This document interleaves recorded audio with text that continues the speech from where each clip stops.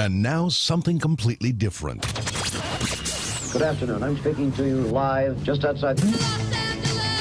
I like to think balding is just God's way of saying, now let's see you get laid. Is it true that if you don't use it, you lose it? What I'd really like to do is put the greatness of this man in perspective. The hair loss community has a lot to be thankful for. Having you. And now something completely different. Good afternoon. I'm speaking to you live just outside. I like to think balding is just Okay, so I hear my audio coming back in my head. Is it true that if you don't use it, you lose it? What I'd really like to do is put the greatness of this man in perspective.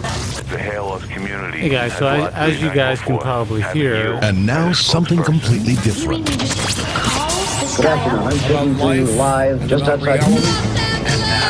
I like to think balding is just okay, so God's way of I saying, hear my audio coming back in my head. Is it true that if you don't use it, you lose it? What I'd really like to do is put the greatness of this man in perspective. The hair loss community. Hey guys, so as you guys can probably hear, And now something completely different. Good afternoon. I'm speaking to you live just outside. I like to think balding is just okay, so God's way of I saying, hear my audio coming back.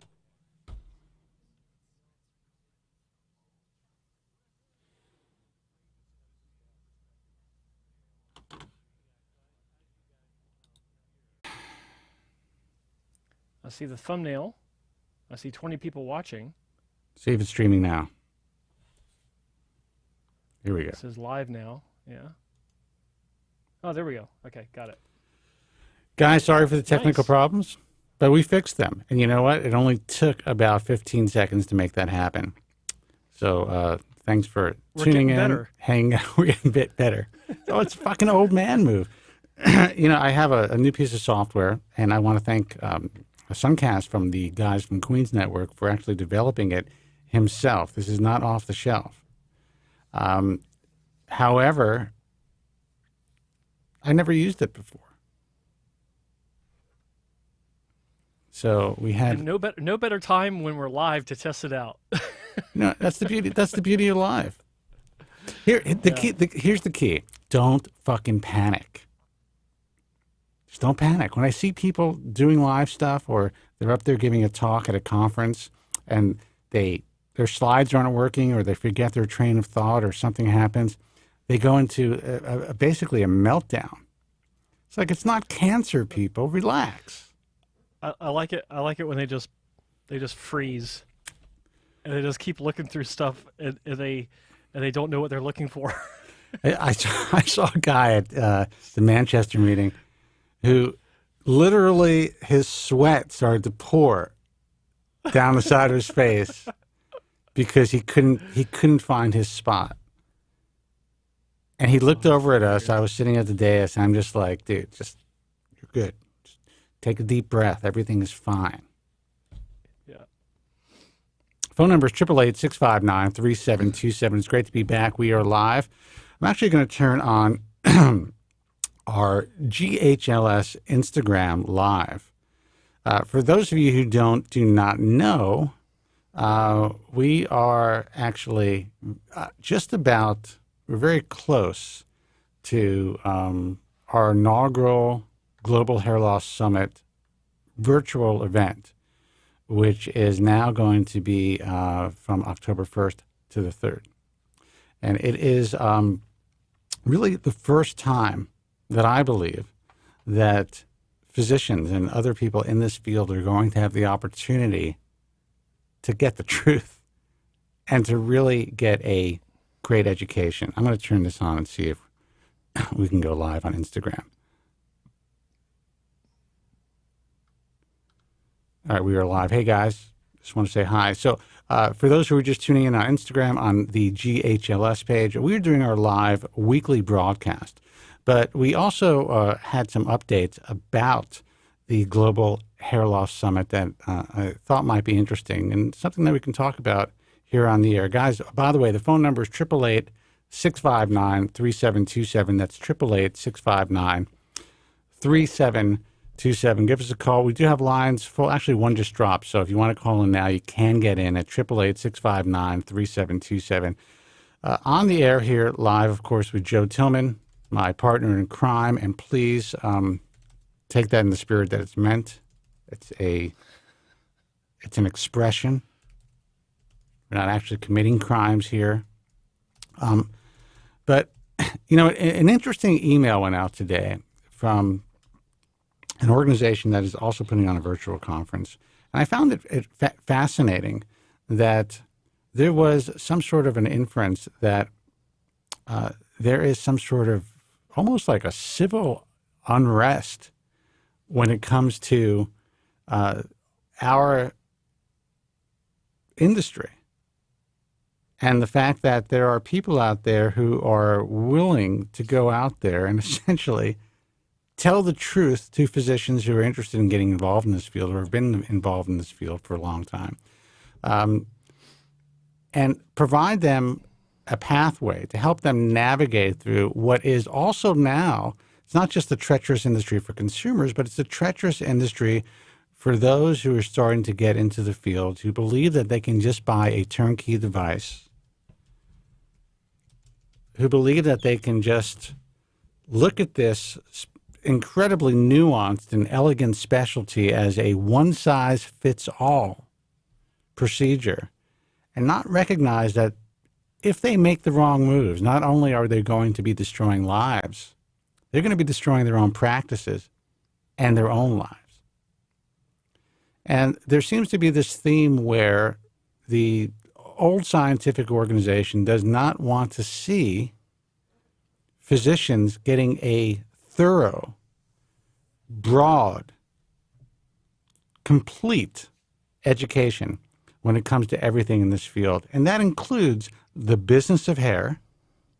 That includes how to, help your patients finance their procedures where it's not costing your patients or yourselves an arm and a leg, making things really easy. What truly the best technology to buy, not just creating a bazaar of a vendor's area where anyone who can pay can get in and sell whatever crap they want to sell. Because in my view, that's not only not great for your practices, but that's really bad for the patient. This is all stuff that's never been done before, but for whatever reason, people are upset about it, Joe. Yeah, it's kind of, I don't know. It's a really strange situation. It reminds me of like a family situation I was in at one point. You know, because I look at the industry as a family, kind of, because you got some black sheep in the family. You got, your favorite uncle in the family. You got, all these different people that do make up a family. But it reminds me of one family member I had, growing up in the mountains, up in the holler. There's this cousin we had. His name was Paulie. And did you just say holler? Yeah, a holler. Yeah, sorry, it's my upbringing. A hollow, up in the valley. His name was Paulie, and he was dropped on his head as a kid, so his IQ wasn't, that great. It was more like borderline retardation, and he had a hard time understanding he was even part of the family. We kept reminding him, "You're part of our family," and he kept, saying, "Why am I not part of the family?" And we always referred to him as Special Paulie because that was the thing, And it just kind of reminds me of the dysfunctional family that hair restoration is, where you can tell someone you're part of the family because they are part of the family, and they don't even realize it. You could actually invite somebody to be part of the family, to represent themselves as part of the family, to promote whatever they're doing in the future as part of our family. And they don't realize, or they don't want to be part of the family, and then they go out there and say, I'm not part of the family.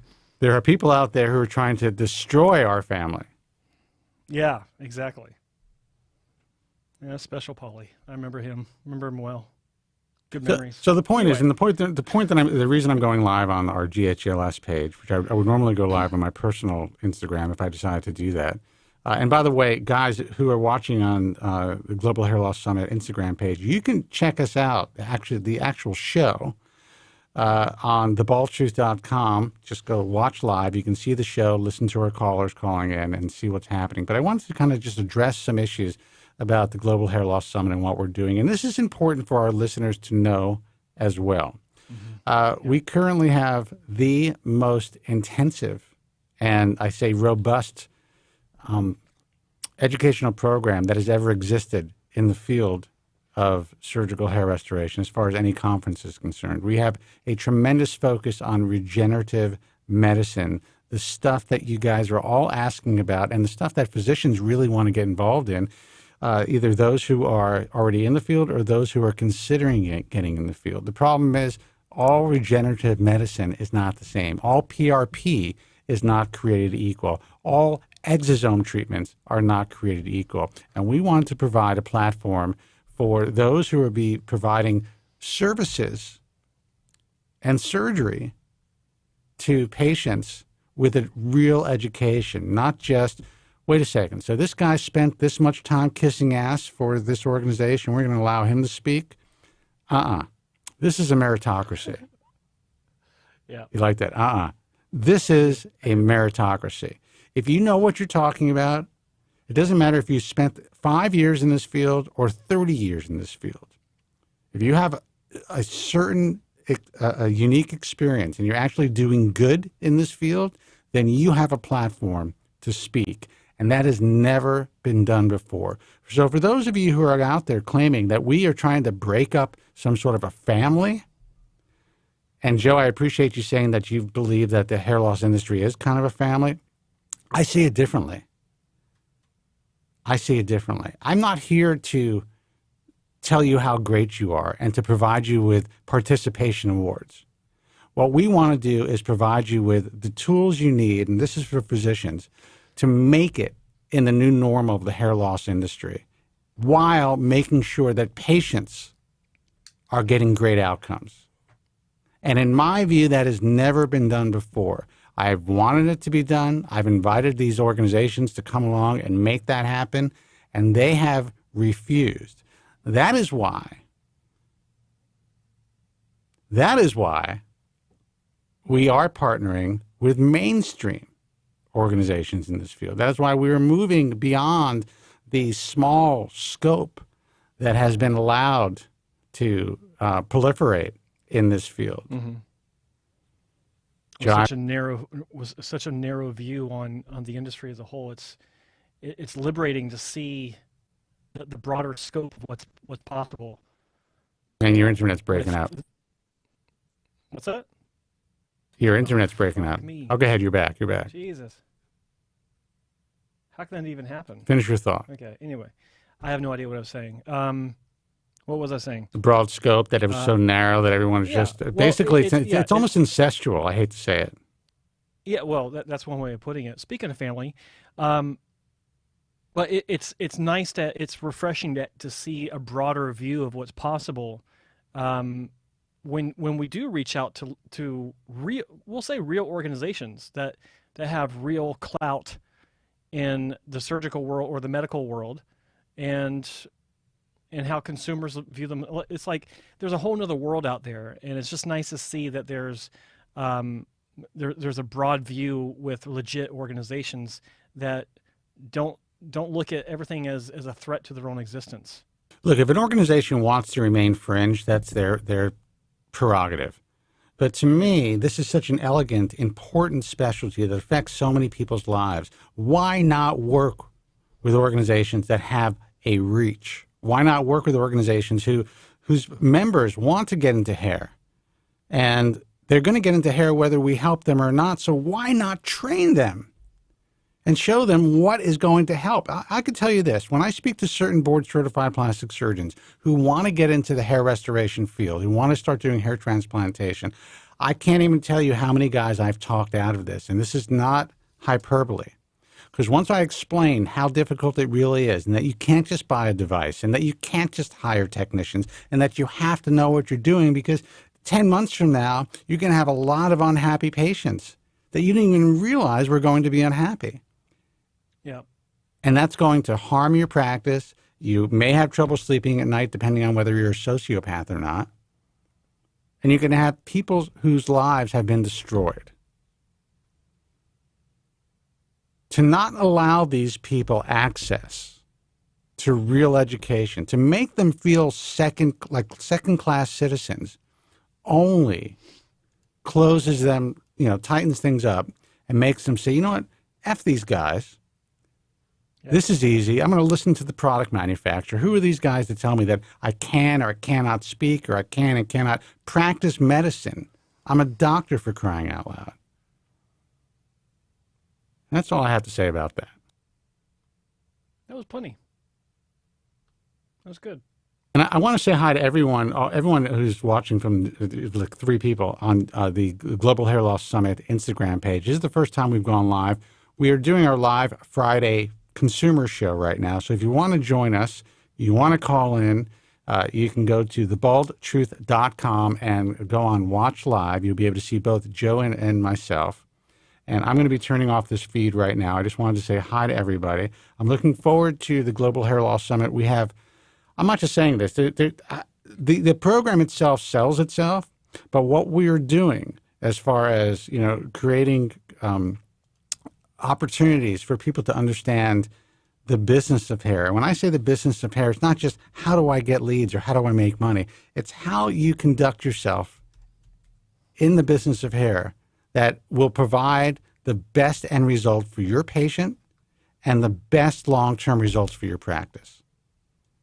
Because if you don't put patients first, trust me, I know that the large chain clinics have thrived and they've done well over the years, but the truth is, if you really look at books and you really look at how much they have to spend on advertising compared to, and lawsuits, compared to just churning out happy patients and doing really well, you would be effing surprised.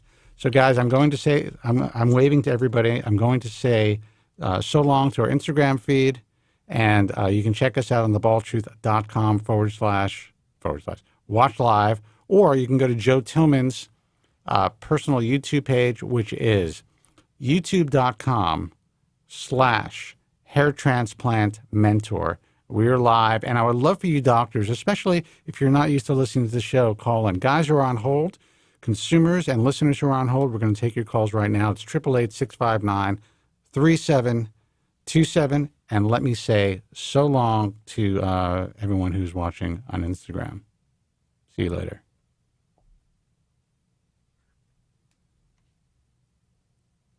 All right. Good show. Take it easy. Oh, we're still on. Yeah. Surprisingly, we actually had some people who tuned in on Global Hair Loss Summit. Guys, we're going to take your calls now. I'm sorry for that rant, but, it's important. We are about to completely change this field.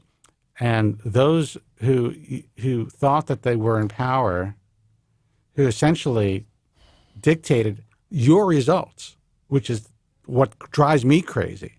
They dictated your lives based on fucking politics. Oh, man, I didn't record that. I didn't record that. I was so good, I thought. What do you mean you didn't record it? Oh, you're recording it. You're recording the whole show, right? Oh, okay. Yeah, I just recorded it on my end starting now. So Let's take a call. All right, let's do that. Hey, you're on the air? Who's this and where are you calling from? Hey, caller, you're on the air. Hello. We'll give you a second to speak. If you don't speak, looks like it's a 447 area code. Maybe Europe or something. All right, let's take a call. Hey, you're on the air. Who's this and where are you calling from? Hey, guys, you hear me? Yes. Yes. Hey, my name's Mike. I'm calling from Denver, Colorado, and been listening to you guys for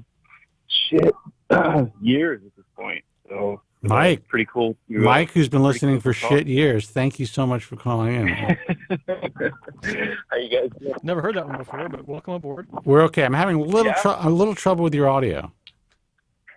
Any better now? Go speak. Any better? Can you hear me? Yeah, I mean it's clipping and it's weird because it's kind of clipping and it's low at the same time. But we'll try. Go ahead. Okay. That's better. Try just the earbuds. Yeah. But yeah, so Cool. So I guess I just kind of wanted to talk about it. I like the topic, COVID and, possible like price negotiations or how that affects the market. I guess I kind of wanted to say I did have a consultation, sort of. I was really going in to just get a hair check, basically to, it's the hair check device. It was a guy in Denver, not part of the IAHRS, but, pretty well known in Denver. And, Dude, you're really breaking up, man. Maybe see if you can stand in one spot. Let's try it here. Okay. Any better? That's fine right now. Okay, maybe on one foot and hop up and down. Yeah, no, I'll stand on the foot. Yeah, you're actually still cutting out. Okay. Maybe I'll try calling back. Are you on Wi-Fi or data connection? Data. It's a weird part of the neighborhood. Yeah, I mean, I can try calling back. God, you're good right now. You're good right now. Okay. Yeah. You're good now. So, yeah. No. So I just wanted to say, so I had a hair check with one of the guys in the Denver area out here, and I don't know. I just found it interesting. Like I went to the appointment, and he has on his site it's his patented hair check, system, where they basically just use the hair mass index tool, Red flag right there in my view when people really lead with their patents. But go ahead. Yeah. It was just interesting. It was, it was, I don't know, it was like $150 or whatever, all told. It's fine. It wasn't a big deal, but, I just found it interesting that I'm 35, pretty minimal loss, Norwood 2.5 maybe. Have a big forehead, big head. So even the minor kind of recession, it's amplified basically, to my eyes at least. Sure. Okay. But I just found it interesting that I went in for this thing. It was basically free money for this dude, no time out of his day. And I don't know, he was just super dismissive. He was just like, why are you here? I'm like, well, the hair check, and he's like, what's that? It's like, wait, who was that? The physician said that? Yeah. I was like, it's the thing that's on your website. It's the thing that you're pimping out on your website, my man. Yeah. It's on your website. Yeah. Yeah. He was oh like, my God, talk about out of touch. Yeah. Talk about out of touch, man. Yeah. So I don't know. I mean, I'm just going to tell you that's all. Whatever. I mean, it's only $150. You had a hair check. Yeah. But if the guy doesn't even know what the fuck it is, that means that somebody put it on his site in his marketing team, and is like, "Look, Doc, we're not making any fucking money here. We need to get people in here and pay the lights." Yeah. And for the cable and maybe some salaries. So let's figure this out. So I don't know. There's only one hair check device that I'm aware of that is not the patent of a particular physician that I'm aware of. Yeah. So go on with the story, because this is interesting to me. And I just want to say that this isn't just typical of what's happening, in the new normal of COVID. This is typical in this industry, period. But go ahead. Right. Yeah, no, I mean, so really not much of a story. I got the readings. One of the technicians did it, and it was, in the frontal area, hair mass, whatever. It was 102. Somehow more in the crown. It was 103, and it was 89 in the occipital, So for whatever those numbers mean, I take it doesn't mean, it means there's probably not a lot of generalized thinning in those areas. I don't know. Well, what did they tell you? When they read those numbers, what did they say was going on? Did they make any suggestions on what you might be able to do or not do? Or did they say they have to look it up? No, they didn't actually. But the doctor came back in and he's just like, okay, yep, numbers look good. Doesn't look like you're sending anywhere. I told him that I was, on finasteride and, on minoxidil and doing a little derma rolling, a couple times a week, and I've been pretty stable. And he was like, well, it's great. And I think maybe the interesting thing that, I found is that he didn't, I don't know if it speaks to like ethics, or if he just didn't feel like trying to do the sales pitch. But I did find it interesting that, he didn't take, that relative stability of like my hair loss and say like, oh, well, we could do like, our patented, whatever system of FUE and, give you 1,500 or 2,000 in the front, Well, here's the thing. perfect. There are limits to people's lack of ethics in this field, believe it or not. And if you are really absolutely not a candidate and they believe that they can do more harm than good and it's going to cause them problems, they're not going to sell you. And the reason he was probably so dismissive is because when you walked in, he's like, fuck this. I can't even try to sell this guy a surgery. Right. So, and I think that I think it's important to know that, sometimes ethics and just trying to avoid a bad outcome, they can be separate things.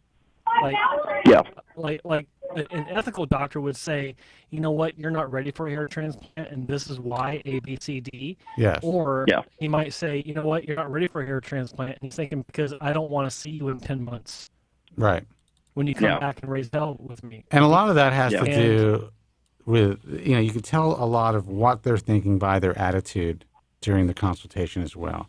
A lot of guys will take more time with you and just say, well, look, I appreciate your concerns, but I would never touch you for these reasons. And they would spend time with that during that consultation. Yeah. I that definitely kind of rings true. And honestly, it's, he's not somebody, if I was seriously considering having work done, he's not somebody I'd ever consider. He's not part of, either the IHRS, or he's, not working with Joe, or, he's just, he's somebody I've never like actually looked at his work and thought he gave much of a shit about, about it as a passion, versus some of the other doctors I've seen videos and interviews with. Well, I think the obvious question is why did you go in there to begin with? Was it strictly because of the hair check? Yeah, honestly, it was really just that. It was it was more towards the eye of like the old bit about like you won't know, you won't perceive loss until you're at 50% or whatever. So it was really, just to get numbers and like potentially check, every other year or something like that, to inform, that's fair. like That's just fair. a super cautious thing. But I look at it like this. I mean, if he was, it doesn't matter if it's associations, how good he is or how good he may not be. Any doctor that doesn't try to get you in the chair is doing you a favor. I don't Absolutely. I care agree. how good they are. Yeah. I don't care what the situation is. If they didn't try to get you to have surgery, then they did you a favor. Yeah. Whether you're a candidate or not, it's like you don't want to be in a chair of someone that doesn't want to work on you. Yeah. No, exactly. So. Well, who's the doctor? It's Dr. Harris. Okay. I'm sure you probably knew that. Well, I mean, there's several guys in Colorado. I mean, I'm going to say that in general, he's usually a pretty nice guy. I have heard some, that dismissive thing, but I have to say that a lot of guys have that, so you can't really hold it against them. Yeah. So some guys have it because they're burned out. Some guys have it because they're just not interested in small cases. Some guys have it because, they're just not interested in general. If you're in your why a doctor might not be interested. If you're in your mid-60s and you're still hustling hair, there's got to be a lot going on in your head. Trust me, I'm thinking about what I do at 55. Yeah. And it's stressful. Why am I still here? Yeah. Yeah. Yeah. No, I can see that. And Yeah, and to well- be fair, he may have sensed, like you may have said something early on, like I'm not actually here for a transplant. I just want a hair check, and he'd be Right, like, right. oh, okay, a what? Oh, all right, at least I'm Yeah. making $150 out of it, something like that. Yeah. And, Just calls his I'm assistant in and they speculating. do it. Yeah. Yeah. No, I think that's probably it's probably more or less what was kind of going through his head. I mean, And I also want to make it clear that I don't know what he says is patented on his website, because he does have technology that is patented. So like the safe and stuff. So it is possible that he has a hair check that's patented that I'm unaware of. So that could be possibly the reality. Yeah. Yeah. I mean, it's interesting. It's, I'm glad that, honestly, you guys have been like a huge resource, like over the years, ever since I started kind of paying attention and then, obsessing over this stuff, like intermittently, but yeah, I mean, like, I can't imagine like, like to either of your past experiences, especially like yours, Joe, like being in my early 20s, being in like much worse shape, and then like going in for a consult, like, and depending on who you go in for and, like how much of a predator they are, just like, it's a terrifying thought. I mean, there's a shit ton of people who, I think are, from just seeing the results and their work, like seem very competent, but are also still like willing to prey on somebody who's like 22, and like show great results, a year afterwards. And, like, oh, well, if it continues to go, he still has plenty in the bank. It's like, dude, he's 22. Like, like, what do you think is going to happen? What could possibly happen that's good for this guy? And that I like that response. And that Dude, bank, he's 22. That bank is not FDIC insured. Trust me. Yeah. No shit. Exactly. That's crazy. Yeah. No, but far as now that you mentioned it was Jim Harris, I can tell you that he is definitely not a guy who is overly aggressive or, in my view, who would try to con anybody into having surgery. So in that respect, I think you lucked out. Yeah. No, I think so. And like, just, being, having lived with like minor degree of hair loss and been proactive and just kind of plugged in for as long as I have, like that temptation to like, oh, I got to do something about this right now. That faded, as I got other stuff in my life. I got some semblance of a career and, like it's kind of sad and it's scary to think about like people taking a plunge into doing that, like a short-term fix that just becomes a long-term. Well, dude, that's what nightmare. That's what YouTube is all about. That's the sad part. When you go on and you're looking at these surgeries and you're looking for guidance on YouTube and other social media platforms, you rarely hear about the reality of the negative. Now, you may hear from somebody who had a bad experience, but they don't necessarily know why that transpired and what they did wrong for it to transpire, or what they may not have been aware of. But what you normally hear about is the experiences that these people have, and then a variance of things, whether they're selling products or services, whether they have what are those called? Those codes, Joe, when you're selling something for somebody. Barcodes or not? QR codes. QR codes. I don't know if that's the reality. Not QR codes. What are you talking about? When somebody is when an influencer basically gets kickbacks, just like a discount code or whatever. Yeah, like, yeah. Like and subscribe and enter this, to get 10% off and I get a cut. If we have 17 people like us within the first 4 minutes, and then you'll get 22% off of this and my free ebook. That is, in my view, what you want to avoid. And there are very few people in this world who really have been in this field, at least in this space, who've been in the field long enough to guide you safely. Yeah. And if it's a doctor out there pimping himself out or having candid, in quotes, conversations about different things, he's trying to get you to somehow contact him. Yeah. And you gotta, like, when it comes to free ebooks. There's nothing free. Like they they want your email address so they can start marketing products to you. You know what? Either them or someone they sell the list to. You know what I did? I actually found an agent and got published. Wrote a real book. And wrote a book and got published by one of the top 4 publishing houses. That's what I did. And I'm not saying that, this is a new world and it's great to be able to, in retrospect now, if I thought about it, I would have made a lot more if I would have self-published and still had the same success. But at the time, that was the route. You had a concept that a publishing house believed they could sell, and you had real credibility because you were able to sell that book to that publishing house. Yeah. And that's how you get into the trenches. I don't know, man. It's just, I'm not judging for somebody who self-publishes because it's a new world, but you have to look for people who not only have paid their dues, but who are willing to give you something, not that we shouldn't make a living, but to give you something that is of real value to you. Yeah. And that's hard to find. So I went on a tangent, but I think you're lucky that you found Dr. Harris, at least for your initial consult, and he told you that you don't need a hair transplant. That's all that matters for you.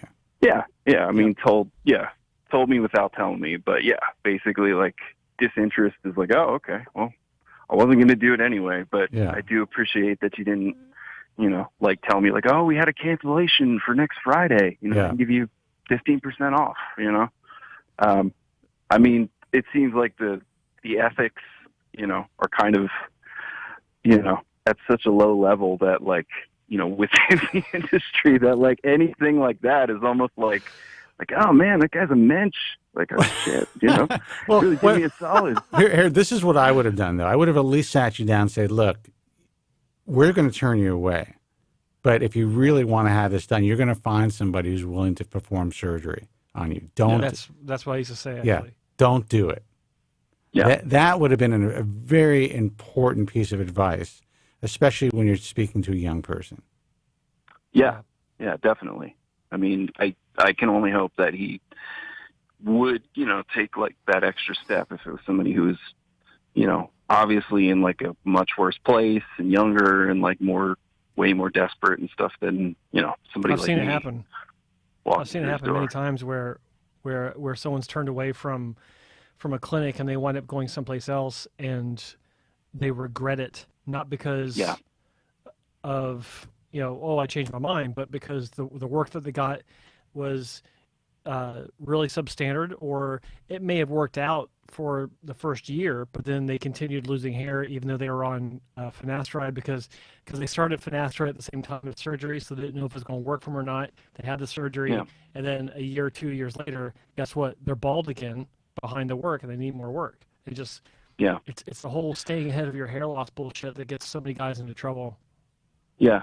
I think it's, maybe one other, I don't want to like take up all of your time, but I think just one other thing that I've been thinking about in, all the years of doing research on different doctors and, all the videos and everything like that is, there's definitely, I don't think it's the majority, but there's definitely a couple clinics where, they do good work and, they have some form of a reputation, but like, I just struggle to think like why in this day and age, like some doctors would, really play down the importance of preventive medicine. Like, I mean, people are going to lose hair with or without finasteride. It's not going to, I can't imagine, getting something on finasteride is like going to cut that deeply into any leads that you might get to put people in the chair. So like, just these clinics that are like, we don't require, not only do we not require our patients to take finasteride, but it's really more of a Band-Aid that doesn't work for everybody, like. Well, there's a school of thought to that, when you're dealing with the online mob mentality, a lot of these guys are kind of afraid to state clearly how important finasteride is because they don't want their reputations to be dragged through the mud by, people who are going to troll their online accounts. It's a sad. It's like a sad. shill for Merck or whatever. Yeah, it's a sad reality. Just like we are called shills for Merck. Yeah. And and like I said, if Merck was willing to pay at this point, I would take their money for sure. Yeah. They changed my life.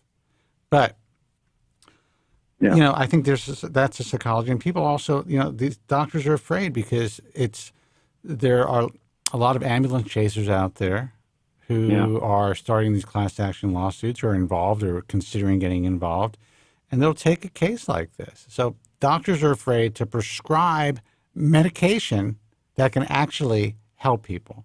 It's insane. It's a really sad state. You know, it's really fucked up. Well, the entire world's like that now with everything. So, you know, what are you going to do? Here's what I say. Yeah.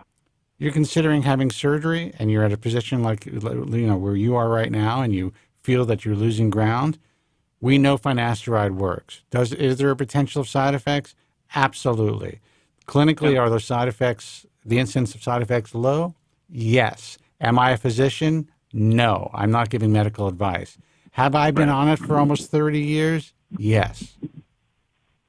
That's it. Yeah. Yeah. No, I mean, it's like you guys and talking about it in that way definitely helped me to get over that, you know, that initial kind of hump of like paranoia and, you know, reading forums and shit like that and just taking it and forgetting about it. And look, if there were birth control forums where women were out there who knowingly knew about all the side effects and talking about all the adverse side effects, and these were something that were really put out there through the mainstream media as well, there'd be a lot more babies in this world, and there'd be a lot more women who wouldn't be dealing with androgenetic alopecia at an early age and other, you know, really life-threatening diseases and hormonal disorders that people are dealing with, apparently, from what I understand. I have to say that to preface everything and to, you know, protect myself from oral contraception. So it's pretty bad. You know, it's pretty bad what's happening. You know, there's so much misinformation. People can be helped. Hair loss is more of a choice now than it ever was. Yeah. It just doesn't, the medication obviously doesn't work for everybody, but at least it gives people a fighting chance. Yeah. So that's great. All right, man. Well, listen, I'm glad you had a reasonable experience, and I appreciate you taking the time to call and let us know everything. Yeah, I mean, again, it's been kind of wild to talk to you guys, but yeah, appreciate the show, and I'll remain listening. All right, man. Well, listen, thank you so much, you and we appreciate the call. Take care. Good luck. Yeah. All Thanks. right. See you. Bye. Bye-bye.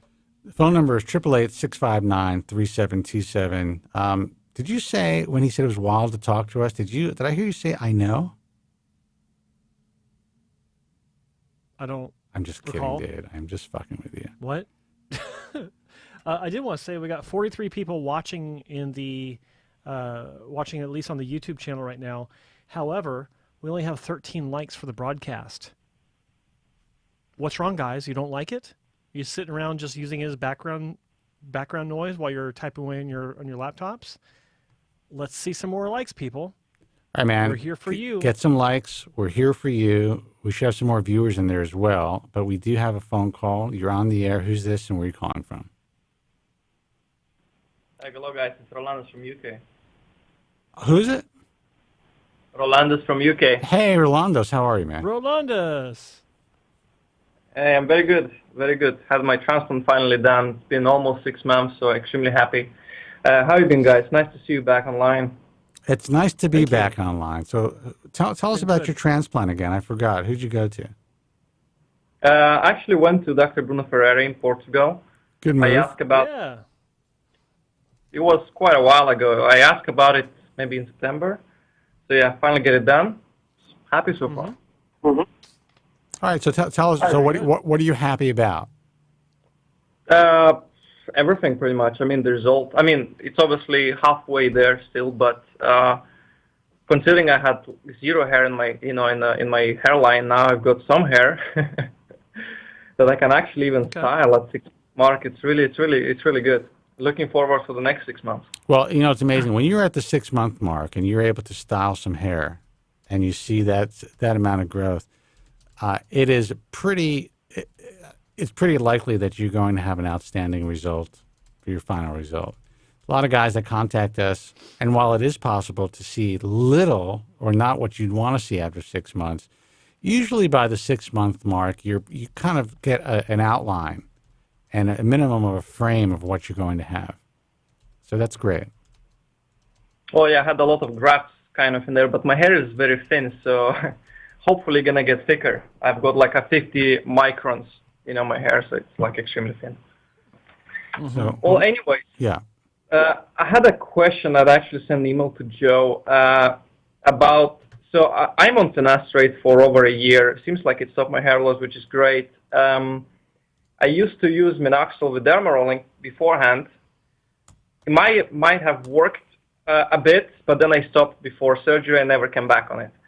So right now I still obviously have some thinned crown. So I was thinking, is it worth to get on oral minoxidil? Is it, is it possible it's going to regrow quite substantially, or is it just, better to forget about it and just get, second hair transplant for that area? Am I taking this one? You are. That's why the camera's on you. Oh, I can't see it. Okay. So what were you doing before surgery? Repeat that, please. So before surgery, I started with the minoxidil with derma rolling for 6 months. I've seen some regrowth. I'm Norwood 5A diffuse thinner, pretty much. So I had the transplant done only in the front. So the crown was not touched. And then I started the finasteride. Then before surgery, I stopped minoxidil and derma rolling and just kept it finasteride. So obviously I lost a little bit of minoxidil hair, but it's still, it's still reasonably thin. I think I would say, speaking to Dr. Ferreira, I've got roughly 15 grafts per square centimeter in my crown and mid-scalp. So, yeah, the question is if Lonitin would possibly be a very good, kind of alternative. Well, okay, so you started finasteride at the same time as surgery, or you started finasteride before surgery? I started 6 months before. Okay, so you've been on it for about a year so far. Yeah. Okay. And now you're asking if you should take Lonitin to kick things up a bit, or just have another transplant in the crown? Yeah, either first or the second. Okay. Well, I'm not going to tell you whether you should take any sort of medication or not, simply because, especially Lonitin, because Lonitin has had like a really wide swing of outcomes for different people. Some people have had just astounding results on Lonitin, 5 milligram or 10 milligram. Others have had the opposite of astounding, like side effects like crazy, heart palpitations. You can read on the side of the box, there are cardiac side effects, which scare the living shit out of me. Like, I considered taking Lonitin at one point. I actually talked to Dr. Wong about it. He said he'd be happy to prescribe it for me so that we could give it a shot. But the more I thought about it, it's like, okay, finasteride guys are scared of limp dick syndrome as a side effect. I'm scared of fucking dying from Lonitin. Okay, so I'm going to stay away from Lonitin. That's the way I look at it. So that's the way I feel about Lonitin. I feel like it's like there's a lot of potential for it. Again, I had a guy fly all the way from Tasmania to see me in Vancouver. Not the doctors. He wanted to see me because he'd been in contact with me for a couple of years, and he was a Norwood 6, and he wanted to fly all the way, and he did, just to show me his final result. He was using Lonitin, and he's using some sort of other adjunct treatment that was proprietary to the company he's getting all this stuff from. It's probably saw palmetto and some stuff like that, but some other biotin or something. But it was an amazing turnaround. Like, I never would have believed it if I hadn't seen it with my own eyes. But that's not enough for me. Like, I'm not going to risk having a heart attack because of a medication. That's a choice to take, right? Just not even remotely close to doing that. If you want to take that risk, that is completely up to you. So that's why, like, I don't want to get into whether you should take it or not take it.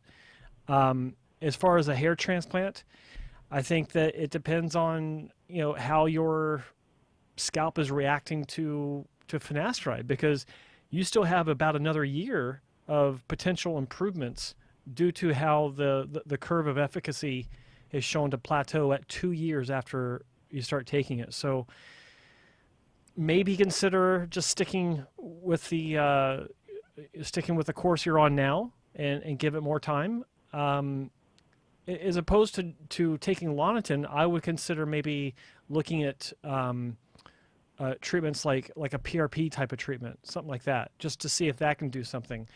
Or maybe add laser. Like it's controversial, sure, but it's not gonna kill you.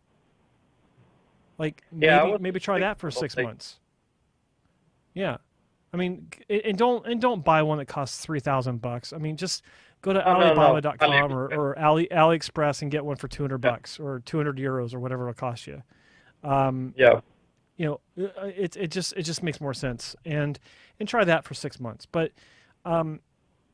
maybe even talk to Dr. Bruno about upping your dosage of finasteride. Maybe trying that. Like, are you taking it every day? Are you taking it every other day? Are you taking 1 milligram? Are you taking a 1/4 milligram? Like, what's your routine? No, I'm on 1 milligram every day. So yeah. Okay. Yeah. Recommended pretty standard dosage. stuff. So. I actually spoke with Dr. Bruno about it, and what he said, that there is not really much I can do unless I want to, throw a kitchen sink on it, so I can use Lonitin. So Dr. Ferreira was like second hair transplant surgeon that suggested to me the oral minoxidil. The other one was Dr. Bizanga.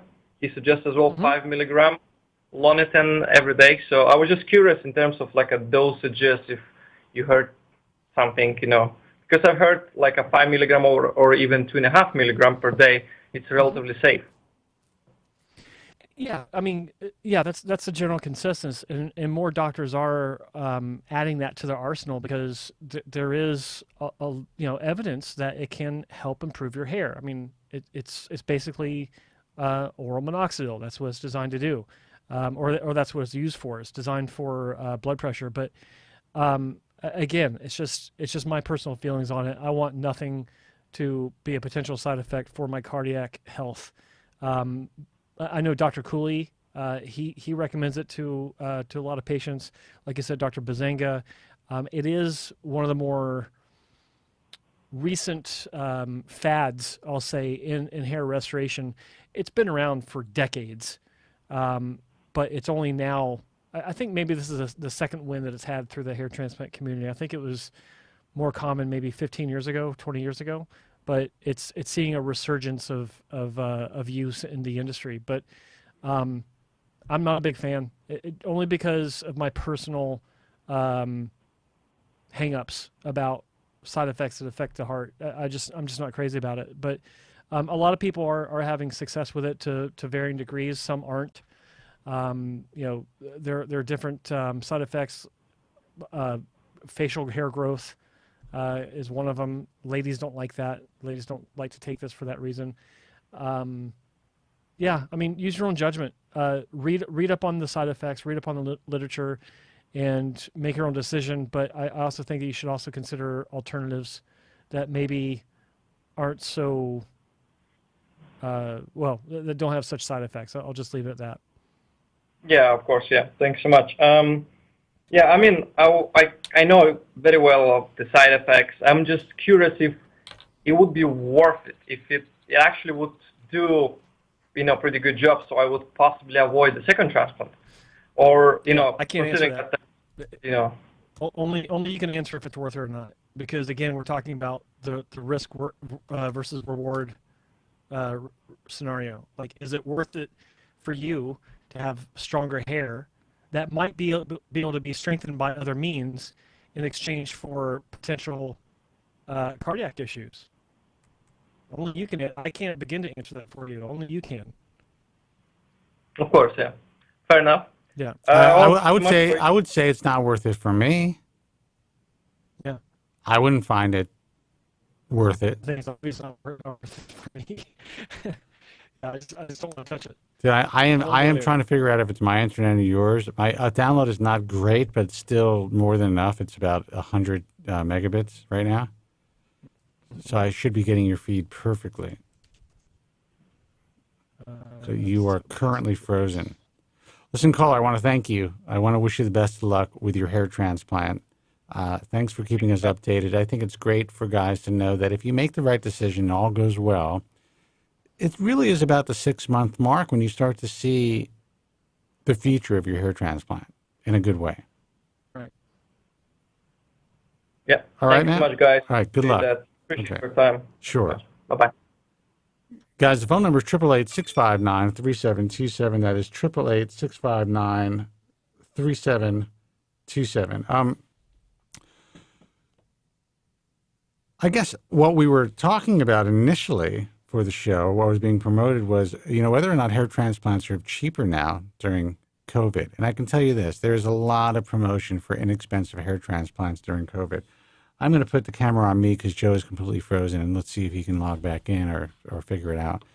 But the phone lines are open, 888-659-3727. I will tell you that here in Los Angeles, places like the different cities in Texas and in New York City, of course, prices have plummeted as far as what's being marketed out there. But I will say that when you are considering $2 graft or $3 graft promotions that you see on billboards and elsewhere, just know that their goal is to try to get as many grafts out of you as possible. One of the biggest complaints that I am receiving through the International Alliance of Hair Restoration Surgeons is the bait and switch. And it's pretty significant. It seems to be even more significant now than it has been in previous years. For a long time, the bait and switch was people would buy a device, say like an artist robot. And this is nothing against the artist robot, but instead of utilizing the artist, because it costs the physician money to utilize the artist, they would then bait them with this piece of technology for people to walk through their doors, and they wouldn't use it. And they would try to sell them on a strip or another type of an FUE procedure where they didn't have to pay the company. Good, bad, or indifferent, it was a bait and switch. Now the bait and switch appears to be the low cost per graft. Everyone who goes into a $2 graft clinic, at least the people who have contacted me, seems to walk away with the exact same assessment during their consultation. And that is, you will need a minimum of 3,000 grafts. But hey, at this price, that's only going to cost you $6,000. So the companies that are out there promoting this, really it's about, it's not, they're cutting corners, first of all, in most cases. Again, I can't speak for every company to get to that price.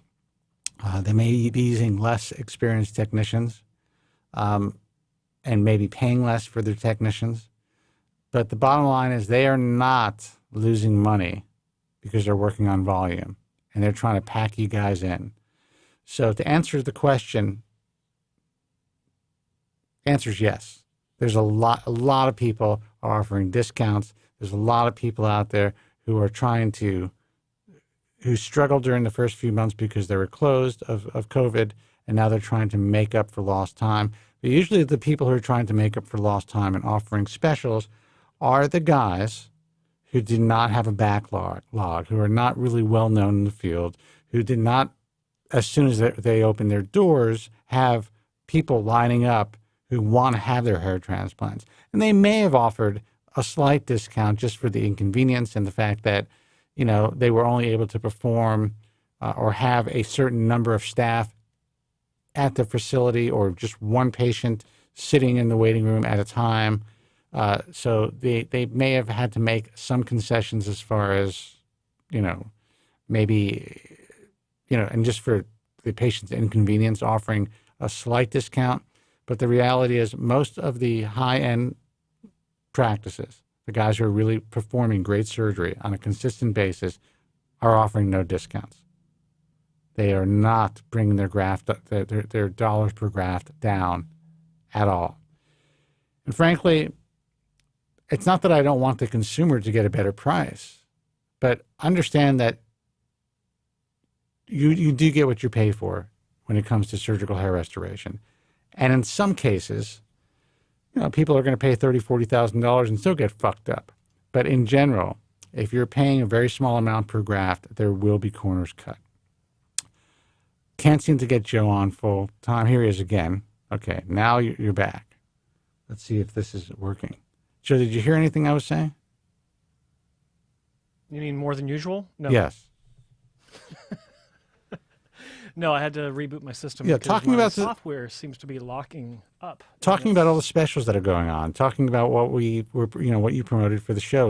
Are there COVID-19 discounts? And there are. There are. But yeah, but I can't say that there are any discounts from clinics that are. I'm not seeing from clinics that are worth going to. Just said that. Exactly.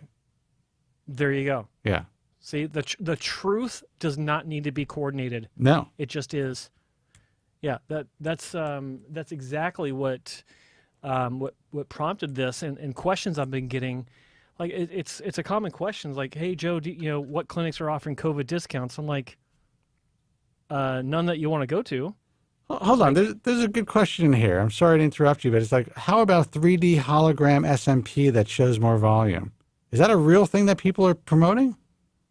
God, I hope not. Well, 3D SMP, yeah, but hologram SMP? You do realize a hologram is like a projection device using electronics. Just saying. 3D SMP. Yeah, I don't want to get a whole lot into SMP right now because it's a disgusting industry, but part of the reason why it's disgusting is because of the absolute gutter marketing that goes on. I actually got out of the SMP industry because most of the people that I ran into or that contacted me trying to intimidate me in my entry into the industry are just disgusting people. Just dregs of the earth. Couldn't stand it. Like, very few people. There are some good people in the SMP industry, but in general, like, you've heard us talking about how bad the hair transplant industry.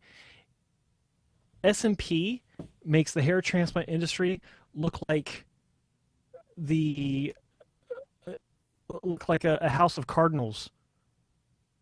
Like, it's just unbelievably bad. And so when I see something like 3D hologram SMP, my initial reaction is to laugh because it sounds like it's a funny embellishment of the marketing. But I wouldn't be surprised if that's actually a marketing term. Like look at hair transplant surgery. There's some outfit in Turkey marketing Sapphire FUE as if that's a thing. They're using sapphire blades to make cuts. That's it. It's not a method of FUE.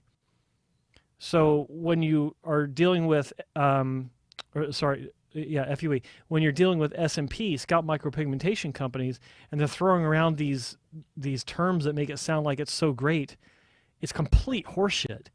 And to say 3D hologram, and again, I don't know if this is a real marketing effort by anyone, but to say 3D hologram SMP, if that's a real thing, that is such a stretch up the public's collective asses to try and get some sort of attention. Dude, you're getting your head tattooed. That's it. Some do better jobs than others. That's what it comes down to. Yeah. That's it. Like I said in the chat room earlier, someone was asking about Milena. Does she actually do the work herself? Not only does she do it herself, she is like a master. Like, she, as far as I'm concerned, she wrote the book on this. She is an amazing artist. I've seen the work. I've had work done by her in the past. She's top notch. And there are two people that she trained that I know personally, Eric in New Jersey at Head Inc. and Nicole at Shapiro Medical. She's trained a lot of other people. I just don't know them personally, but those two people are amazing in North America. But yeah, so rant over. Yeah. that's the reality of this industry. And, you know, basically, if I wanted to right now, I should just say most of it's bullshit, good night, and good luck. But if we don't keep saying this Yeah. and letting people know who have these questions, who are in the chat room, who call the show, who write us, then our message just disappears. And it is just then overrun by all the fucking happy horse shit that makes up this industry. And frankly, it's not that happy because in the end, it is all about money. And there's nothing wrong with making money. Go ahead. No. My boy FSK in the chat room, because I said Sapphire FUE, I assume he's saying, and there's also frozen follicle FUE in Turkey, LOL, and he says ice FUE. There actually is an ice FUE in Turkey. Shit you not. As if that's a thing. Yeah. Someone's actually marketing their FUE as I don't think it's exactly ice. It's ice something FUE. But yeah, the lengths that people go to separate themselves to stand out from the crowd is disgusting. And there's another thing. Really Is there is. anything wrong with Dr. Hall guaranteeing growth? I mean, it really depends on the guarantee. Does he guarantee that you get a refund if the grass don't grow? Then that's a good guarantee. But to guarantee that your hair is going to grow, no one can actually guarantee that. I don't think that any clinic should offer any guarantee except their best effort. Full stop. I agree with that. That is it. Like, I don't think that patients should expect refunds if they're not happy with the result. No. Maybe rare circumstances, but even if the average patient walks into, let's say, a world-class clinic, insert name here, doesn't matter who it is, and they have, they spend $20,000 on a surgery, and it fails completely. Not a single graft grows. I don't think that you should get a refund because you're taking a risk. I really believe that. Well, I don't think you should get. Go ahead. Like we're sitting here and we're telling you guys, don't get a fucking hair transplant. The number one class, or the first class in my hair transplant education series on this channel on YouTube, is do not have a hair transplant. And there's a very specific reason why we say this. You're taking a risk. You are choosing to take a risk. And every surgery has a risk. I'm thinking about going to get my eyes done again. There's a risk. And it's a bigger fucking risk than a hair transplant, I'll tell you that. Like, I don't want to be blind, but I know the doctor. I understand the pros and cons. I know the people that would be doing the surgery, and I'm still not sure if I want to do this. But if I go in and they fuck up, it's on me. I made the choice to have it. Even if they are, making claims, I'm not accepting those claims because I know the truth. And I don't think that any clinic should be making claims either, because there are actually some organizations, some medical organizations that frown and discourage making claims or guarantees because it's inducing the patient to have surgery that they might otherwise not have to begin with. So, and medical communities in general really frown on that. Like, they don't.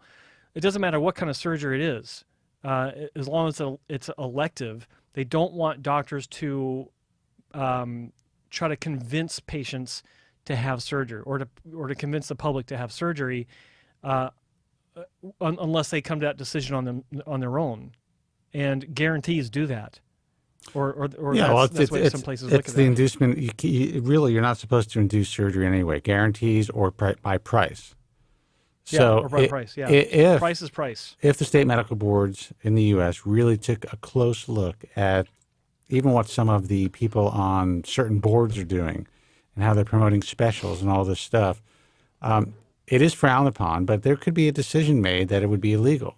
And frankly, there are going to be some changes in the next 6 months for consumers to see and to verify what is accurate advertising and what is not. And I think that's going to be incredibly helpful. I do not believe that anyone should lead with price. And I also do not believe, like Joe says, anyone should have a guarantee. But with that said, if for some reason there's something in the paperwork that states clearly that if, this is a complete failure for whatever reason, we will do our best to help you to improve the situation. And if they spell that out, whether it's a partial refund or whatever it is, that's on them. I don't think that's a good idea, but that's on them. But for patients to come back after the fact, after they signed every release under the sun, including that they could die, and if they were educated by and they took the time to do their due diligence and understand that this may not work, I am rolling the dice. Now, I'm making an informed decision to roll that dice, and I'm doing my due diligence to ensure that I have the best possible outcome if all goes well, but I'm still rolling the dice. Yeah. There's no lemon laws when it comes to cosmetic surgery. It does remind me that we can drop a little hint that there is something in the works to help people understand the difference between clinics based on the ethics of their advertising. And that is exactly what I just said. So again, two truths. Two truths. Two truths, exactly. It's like two drunk guys doing a show. We're telling the truth here, man. We cannot lie. Well, this is vodka. Just kidding. Good for you. So, actually, I'd like to get a gauge of what people think of that. So, what would you guys think of some sort of method to where you could visit a website and know that they meet a certain advertising standard? Is this something that has to do with ethics of advertising and making sure that you guys aren't being duped with false advertising? Is this something that you would like to see in the online world when you're doing your research? Hit us up in the comment section or the chat section, and then once this video is archived, down in the comments section, let us know, because it's being developed. But I just want to get your ideas of how well, or get the idea of how well you would receive this, because it'll be powerful, and it's something I'm excited about, and hopefully you guys are too. But it's designed to help you, the viewer, the researcher, whoever you are, understand more what you're looking at when you visit various websites in the hair restoration industry. So again, let us know in the chat section right now during our live stream, and then in the comments section once this is archived later on. So yeah, anyway, just wanted to plug that a little bit. Any callers? We had two that just dropped because of that little monologue. My fault, huh? Okay. Call back. Call back. My computer's about to die anyway. IHS ethics certificate. Can't do that, man. That's not the way that it works. It's not about, what people consider to be, ethics. Obviously, there's objectivity when it comes to ethics, and then there's a level of subjectivity, which I recognize when I speak to certain patients who have, had no problem doing things like signing certain forms, whatever it is, prior to their surgery. But then after their surgery, all of a sudden those forms come up in conversation. Like, didn't you read this? Because you signed it. And you're now telling us about this. So how is it not unethical? How is it unethical now and not unethical prior to you having a surgery that you're not happy with? Yeah. Things like that. So that's a difficult road. But working with a third party to help you guys to further understand what is legitimate advertising and what's not, I think is going to be a very strong first step for you guys to know what you're getting involved in. Now, that will narrow the playing field down to about 10% of those who are out there doing surgery right now. Because most of what you see being, even looking at what, the first caller, according to him, it appeared that there may have been something that was a little off with this one doctor's advertising. I'm not sure. I haven't looked into it. And these are well-known ethical physicians. So, the key is to give patients every opportunity to see a red flag and to understand that these red flags exist and what those red flags are. That's all. And FSK says IAHRS, and before he said ethics certificate. That would make sense, but IAHRS is about a lot more than just ethical marketing. It's the surgical outcome, the patient care, stuff like that. Those are two separate issues, right? And there's only so many people on the planet that can become IAHRS members, but everyone, regardless of the quality of the procedure and patient care, can have ethical advertising, correct and true advertising that isn't designed to mislead. Everyone can have that. They can't if they want to survive. That's the problem. So they should. Okay. Well, yeah, they should. They should. Yeah, that's. And I think it's important that there's going to be a verifiable body that is going to at least let consumers know that, hey, listen, this is a red flag. Does it mean you're going to have bad work? No. Doesn't mean you're going to have bad work, but it's something to consider when you are making your choice. Yep. And to be completely honest, like there are some really high quality clinics out there that might not pass muster when it comes to looking at legit ethical Most of them marketing. would, honestly, most of them would not. And that's I think what's going to be a real shift in this game. Yeah. You'd be surprised, like some of the viewers would be surprised of how far that extends. Oh, it's deep. It extends to the very best of the best. So if you go to their website and you know what you're looking for, you realize, well, this is bullshit. Yeah. This never happened. This guy's not a pioneer in anything. He's good. Yeah, he's good. But he didn't invent shit or reinvent anything. So when you go to anybody's website today, and any doctor, I'm talking about anyone in cosmetics or any field, everyone is a leading something or other. The leading, that's a nice frozen shot, the leading so-and-so in the field, the person who teaches everybody else because they published in one trade paper and they say that they're published as though it's some sort of peer-reviewed journal. It is a fucking joke. So you go to anybody's website right now, I can guarantee you the word leading or the word pioneer is on it. I was going on with my video. You can hear me, right? Not really. You can't hear me? You're coming in and out. You're all like wonky, like on a bad cell phone. My earlier. What? What?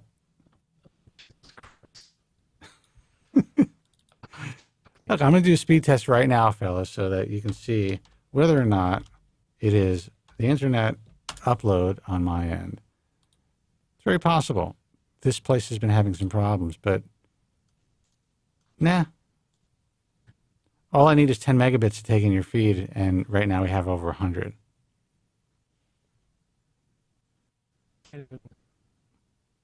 Piggy says Joe's frozen. And my upload speed is over 100 megabits. Should be higher, but that's still more than enough. So yeah, I mean, to answer you guys, or to touch on this, so that's the big problem that I see. Could I say that I'm a pioneer in what I do? I can, because I was the first one to ever write a consumer guide, a non-physician to write a consumer guide that was published by a major publisher on this subject, and the first person to actually expose the industry publicly. Absolutely. First person to ever have a national radio show on hair loss. Pioneer, for sure. That's all true stuff. First person to write a book on a consumer book guide for women and women's hair loss that was reviewed by the Archives of Dermatology. True. That would make you a pioneer. I'm not just saying, I'm the greatest thing since sliced bread, but that's what makes somebody leading or a pioneer or the first to do something. To actually be the first. Right. Was Ray Woods the first to do the Woods technique? Yes, him and his sister were. Are.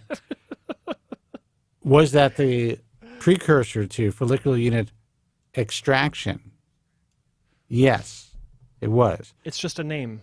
Yeah, Bob Bernstein coined the term follicular unit extraction, and him and Bill Rasmussen wrote the first published peer-reviewed paper on their version of the Woods technique, which they called follicular unit extraction.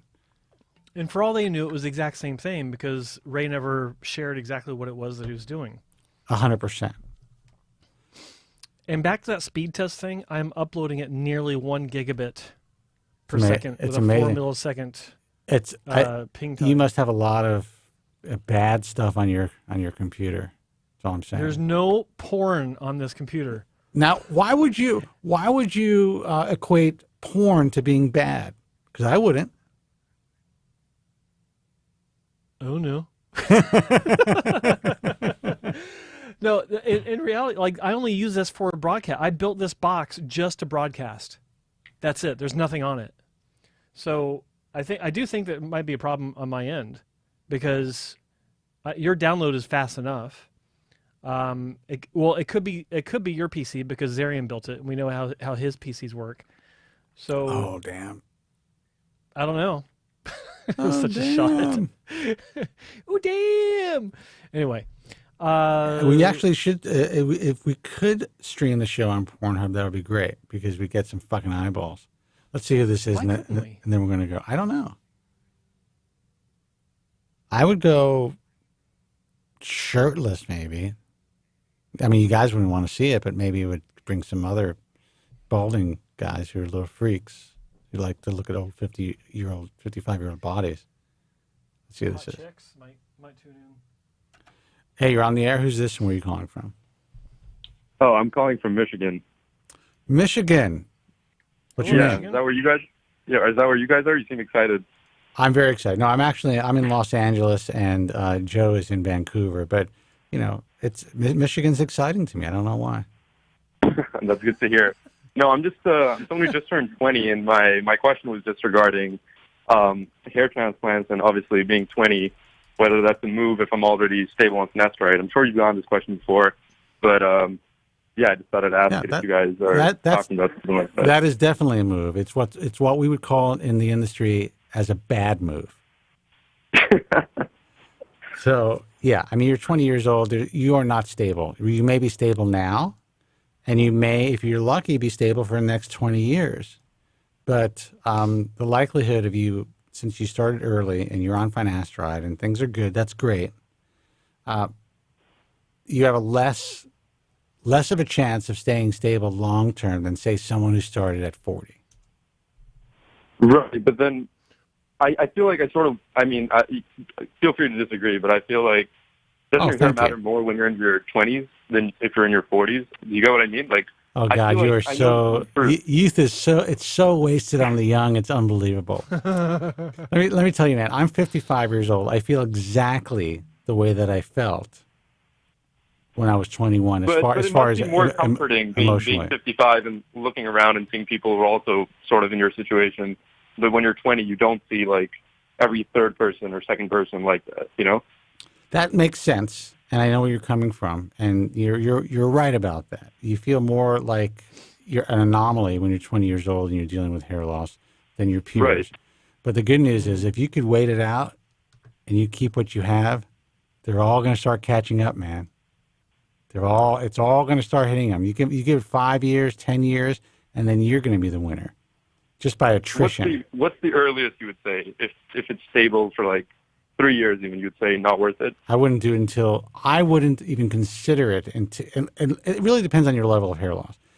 If you believe that you are stable for the next 5 years, and if there's a physician willing to give you a hair transplant at the age of 25 due to certain specific circumstances, and they have to be very specific, like, okay, this guy is a complete freak with the hairline, you know, he can't live his life.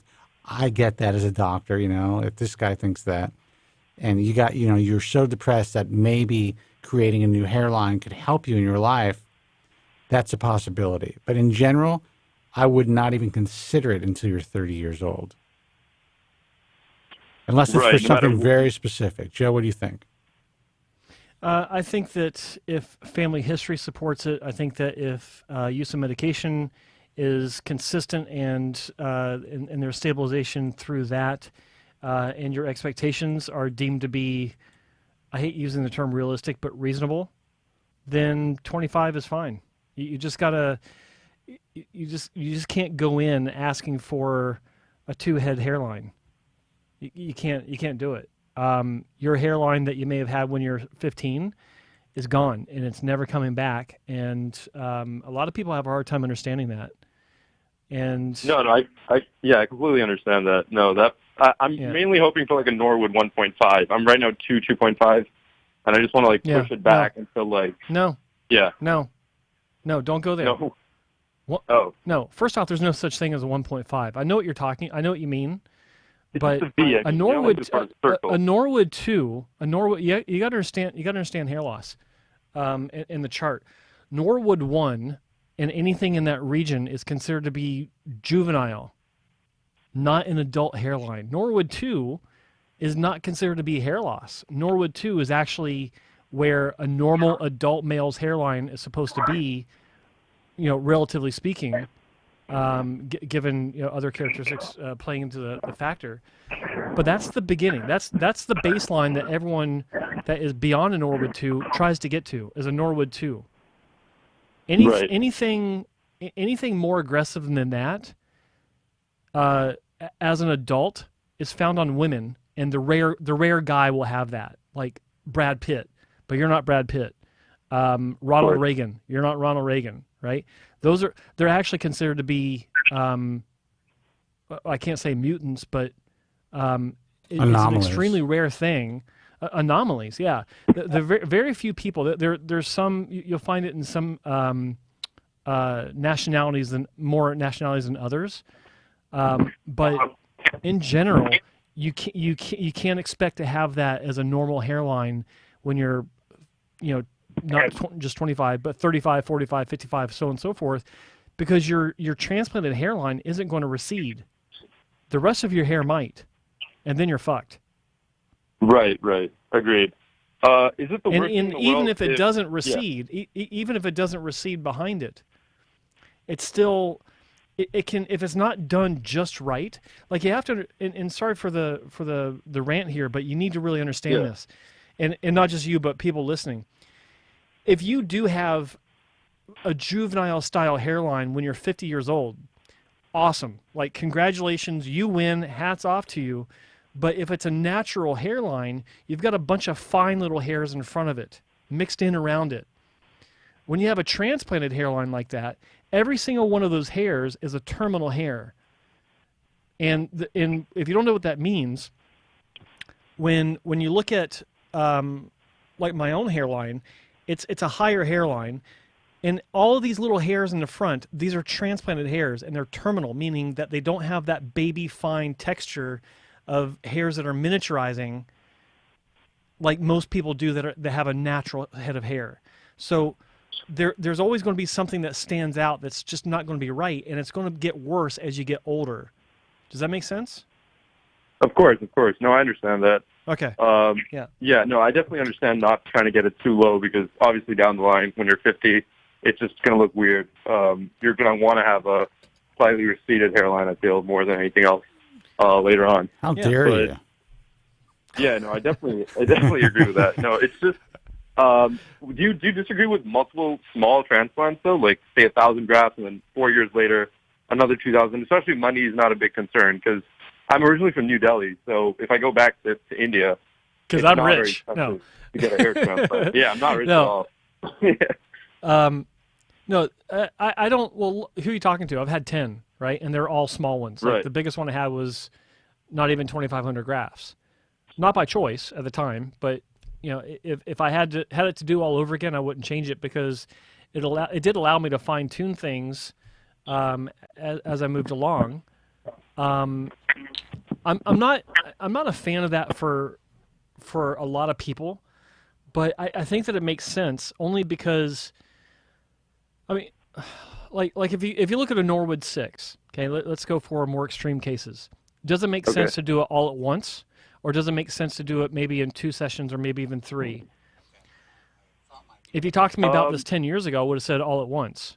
But now, being able to, look back on my own experience and the experience of many other people that did have one and done, supposedly, I think that's, for many people, a mistake.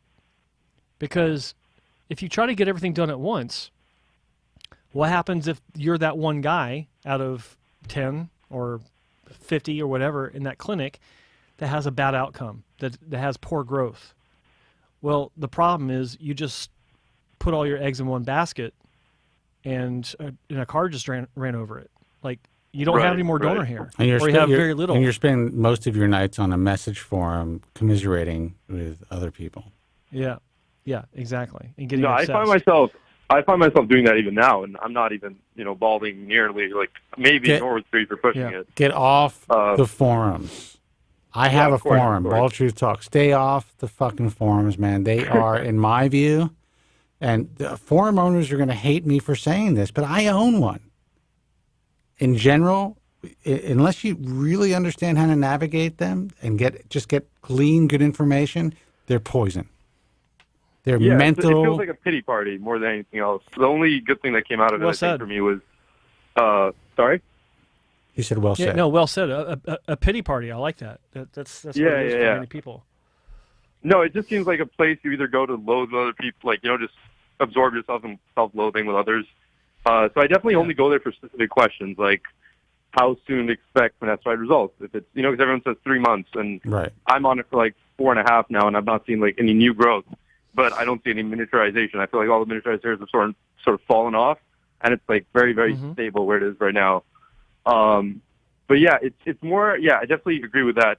The question I actually asked right before this was more with context to, like, say I get a minor fix right now, like not trying to get it to a Norwood 1, say getting it to a Norwood 2 from 2.5, and then 5 years later, if it goes a little further back, getting it done again, and then, sort of playing catch up, is that the worst thing to do, or what do you think about that? If money isn't a concern at all.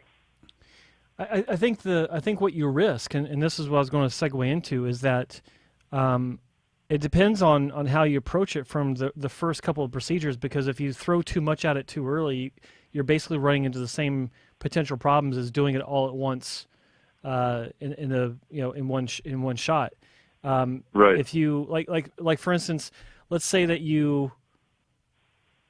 let's say you're taking medication but it's not working, or you're not taking medication and you're not, you don't want to take it, but you wind up having a procedure.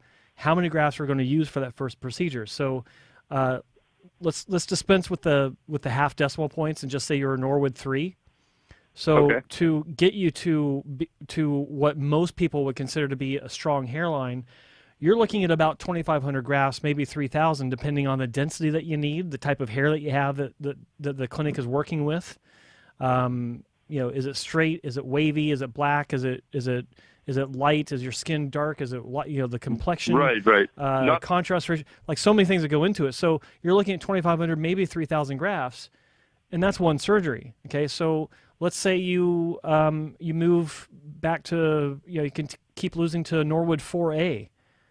How many more grafts do you need? 1,000, 1,500? Let's say 1,500. A lot of clinics might say 1,500. So now you're at potentially 4,500 grafts for just the front, back as far as the interior mid scalp, and you've not even dealt with the vertex. You've not even dealt with the crown, and we don't know like what your donor reserves are like. So while it does sound like it's a good option for some people, and it does make sense for the long term, you have to plan really carefully. So, I mean, it's tough to quantify for each individual person. You're on the phone. Yeah, we're not face to face. it's hard to say in general, right? Like, right? It's hard to just generalize. It's extremely difficult. Yeah, I mean, but the two scenarios are like this. In your case, being almost a Norwood 3, and forgive me if you said so before. Are you on medication? I'm just taking finasteride because this is off form, but from what I've been recommended, it's take finasteride for a year first and see where you get, so you know there's the finasteride or the minoxidil that's working. Is that correct, or is there? Yes. Don't start off with the big 3, as people say, or even the big 2. Just start with the giant 1, finasteride. Right. And like that's the baseline. That's what she said, dude. Yeah, that's what she said. That's the baseline that people should consider after talking to their doctors about it, obviously, and see how you react. And if that works well, then you're able to start planning for the next step, but still monitoring your progress.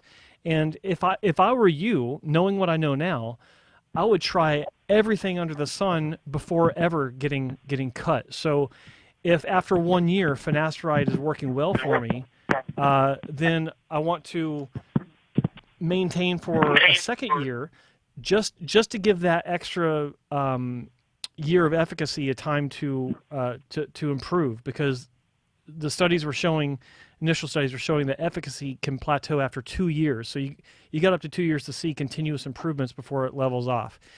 Assume you do that. Then what do? Well, you might want to consider maybe adding laser to the mix, or maybe adding minoxidil. I'm not a big fan of it, but the point is try everything on their own separately. So establish your baseline with whatever medication. For me, it would be finasteride. After 2 years, I might consider minoxidil, or I might consider a laser cap or something like that, and then try that on top of the finasteride for a year or whatever.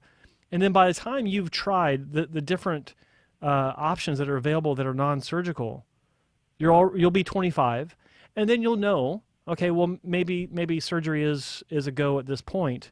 And then a responsible doctor will analyze not just your donor area and your expectations. They'll ask you about your family history.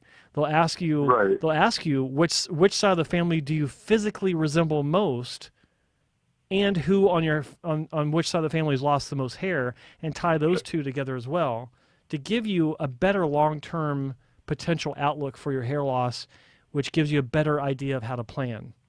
And maybe in 5 years there'll be a reliable genetic test as well, like what was it called? Hair DX. Hair used to DX. be out. Yeah. Yeah. So in 5 years, we might have hair multiplication. I actually have the inventor of Hair DX, who's going to be one of our keynote speakers on something else at the summit.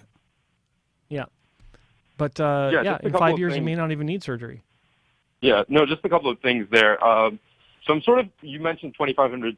You were saying if I'm an Norwood 3, it would be 2,500 to 3,000. The way I think I've consulted someone, and he just said by what you're asking for, like what you need right now, it would be 1,000 grafts. So it's not the issue is I'm at sort of a point where I'm a little below where I should have, if I started finasteride maybe 6 months earlier, I would be fine if it's stabilized right then. But it's gone a little further back than I wanted to, and not too back for a hair transplant. So I'm in that weird middle area where I don't have thinning, so I don't think finasteride works in regrowing new hair when it's not thinned hair, right? Or does it? From what I've read, it helps solidify your thinning hair, but other than that, it just keeps your strong hair. It doesn't really grow hair that's completely gone. I've seen several cases where hairlines have been reinforced with finasteride, and it's because you may think that your hair is completely fallen out at the very frontal fringe of your hairline, but you probably have little fine baby hairs that you can't see until you get really close up in the mirror. Those hairs can actually be revived. They can start to darken. They can start to get a little thicker in diameter, and the anagen phase can be lengthened to where they start growing longer, and that might be enough for you. When I was working in clinic, we were determining that based on clinical observations of patients coming in, that hairlines were affected positively in 40 to 50% of patients that were taking on finasteride, where they weren't like bald. You know, if they still had residual hairs, like diffuse thinning, things like that, their hairlines would strengthen up as well. Yeah. In your experience, finasteride, how long does it work before sort of tapering off? Like I just mean work by work. I don't mean regrowth. I just mean like keeping what you have. Yeah, there's no such thing as it tapering off. It could work forever. The way it works. Yeah, it could work forever. And if you start to notice after a few years that your hair is starting to become worse, it doesn't mean that it's stopping. It's ceasing to work. It means that it wasn't working 100% to begin with, and it's just a gradual culmination of loss that's taken a few years for you to actually visibly notice. If that makes sense. So, if I'm taking finasteride, like say for the past 6 months now, and I continue to take it for 20 years without any breaks, you're saying that it should theoretically stay the same. If I'm not getting this wrong. That's a big statement. No, we're not saying that. It's just there's no reason for it to be working any less effectively 5, 10, 20 years from now than it does today.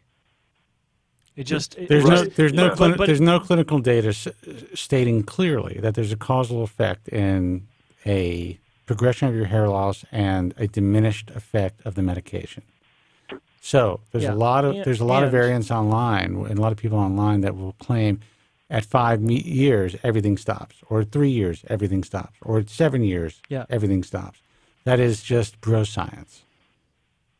Is completely bro science, but I need to qualify what it's saying is that it doesn't take into account like long-term efficacy of finasteride.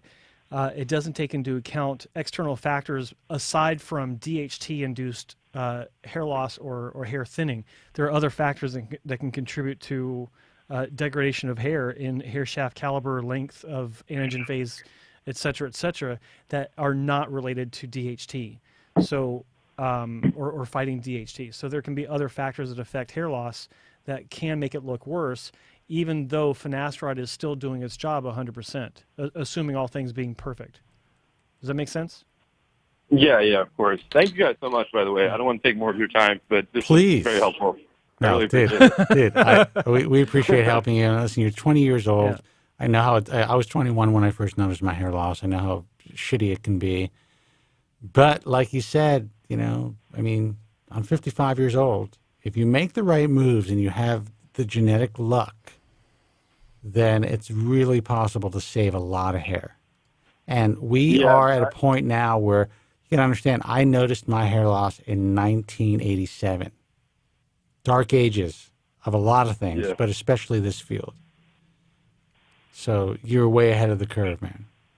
I agree. No, the biggest regret I have is I think one of the first forums I must have come across was the people were like, oh, I had finasteride, now my penis doesn't work. And I think that was like one of the first, like when you research, maybe that's one of the first things that pops up, and you take it at face value, and you're like, yeah, okay, that would be the end of the world.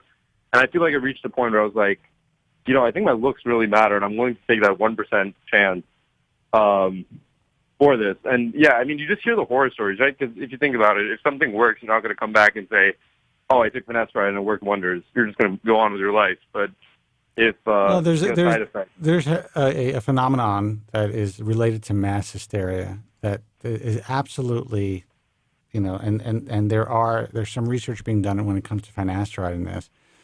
There does seem to be a significant connection with the online hysteria and the reality that some people are dealing with post-finasteride syndrome and other adverse side effects while they are on the drug. When we were starting in this game, when I started using finasteride back in 1994 or 1993 or 4, there was no information about that. Now, there were some doctors who said that you might have feminizing effects based on older drugs that were used for prostate enlargement. With that said, I decided to take the risk. But for years, even after I wrote my book, we didn't hear anything online about these really significant adverse sexual side effects. Not until the end of 2005, and it was on one website, and it was essentially started with one guy and then two guys who were really going back and forth on this one website, and to my knowledge, they created one of these anti-finasteride, or let's just say one of these finasteride issue discussion sites. And that's how it all kind of just manifested. So I don't know what the real numbers are. I don't think anybody will, because there's been no really verifiable clinical causal data showing that these side effects, at least for the long term, are real. While Merck had to change their packaging, the only that happens if enough people state that something is happening. It by law and through the FDA, the drug company has to state that on their post-market packaging. Right. And yeah, I think added to that was just, there's a party that just hopes it's maturing hairline and it's just going to stop at some point. Yeah. And then you keep waiting and waiting and waiting, and then you realize, oh, wait, I guess this isn't going to stop unless I take action. So, well, I'm glad that you did. I'm glad that you don't have any side effects that you're aware of, and it's unlikely that you will clinically. And again, I'm not a doctor, but surgery is a last resort, man. You're 20 years old. You made the right moves. I'm glad that you found the show and that you can listen to some reason. Yeah. Thanks again. All right, you guys go on. Have a good day. All right, Thanks take so care. much. Bye-bye. All right. Thanks now. Bye-bye. We call it a day? Oh, we got any other calls? We do, but Do one more. I'm so fucking hungry. Okay. I ate a burger before we went on an air. Hey, you're on the air. Who's this and where are you calling from? Hey, this is Roger from Orange County. Roger from Orange County. How is Orange County in the during the pandemic? Roger? It's, we're just hanging out. Some people give a shit. Some people don't. Just like everywhere else it seems to be. Yeah, well, I think it's a little bit more difficult here in the LA area. Yes, absolutely. I've got some friends up there, and it seems like a different universe up there than down here. It is. Honestly, it's the Twilight Zone. Like normally after a program, I'd be like, hey, I'm going to go out and, grab a nice meal for myself. Or I can't do that, Yeah, it's getting like that down here. Not all the way yet, though. It's not good. And I don't think the strip club is going to be open for years. So I'm pretty bummed about that. That's the real crime of all of this, isn't it? It is. It is. It's horrible, so man. Spencer's bringing the strip club to the house. Come on over, ladies. Yeah. All these poor girls have to have, what are the OnlyFans sites now? The stripper economy is just crushed right now. Oh, yeah. The stripper economy. It's unbelievable. That's good. But come on, let's think about these guys. What about the guys that provide the buffets? What about the DJs? They're all starving to death. Yeah. You strippers make the world go round. Amen to that, man. So what's going on? I've been on brand named Propecia finasteride 2 years, still thinning basically steadily all the way throughout. Wondering if there's any other options here to try to do something else. Yeah, I mean, there are other options, but, I think the first option would be, and again, we're not physicians, have you tried to play with your dosage? No, I did.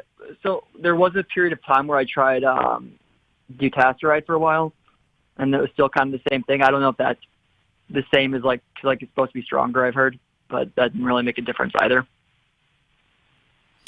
I actually think But that I've never upped my dosage of like Propecia or anything like that. No.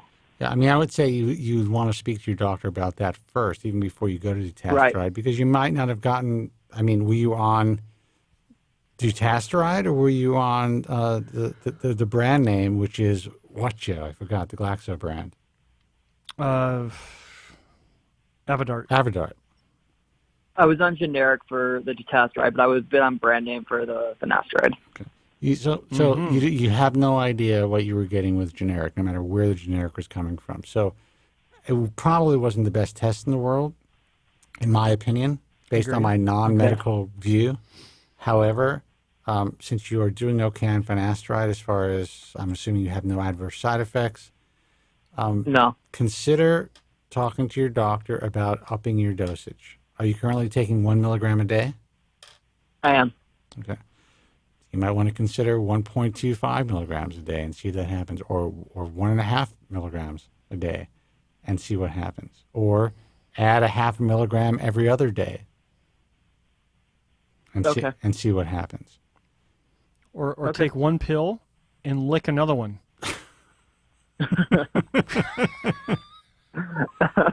You got choices here. You can go as big as you want, as little as you want. Yeah.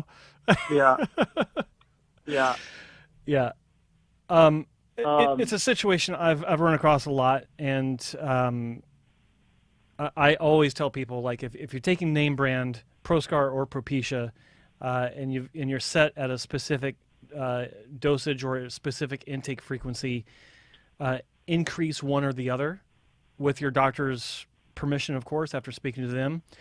Because you're taking it every day, I would be asking my doctor if I could get Proscar, name brand, of course. In my case, that's what I ask for, which is 5 milligrams, and then a pill cutter for $5 or $10 at the pharmacy, and just quarter it and start. I maybe consider 1.25 instead of 1 every day. Just talking my own experience.